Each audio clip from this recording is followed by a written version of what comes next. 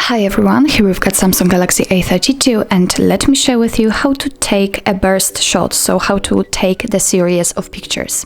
So firstly, let's enter the camera app and make sure that you're on the photo mode. What's more, and it's very important, you have to have the ratio chosen from these options.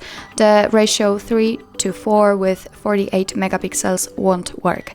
So after changing the ratio, all you have to do is simply tap on the shutter button and swipe it to the edge. So swipe it down, for example, and hold it. And then you will decide how many pictures you'd like to take. So let me show you. Just hold it, swipe it, and hold it in order to take as many shots, as many photos as you'd like to.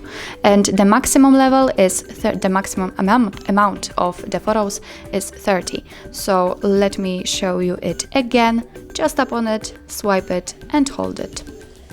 And actually that's all. This is how to take burst shot in your Samsung Galaxy A32.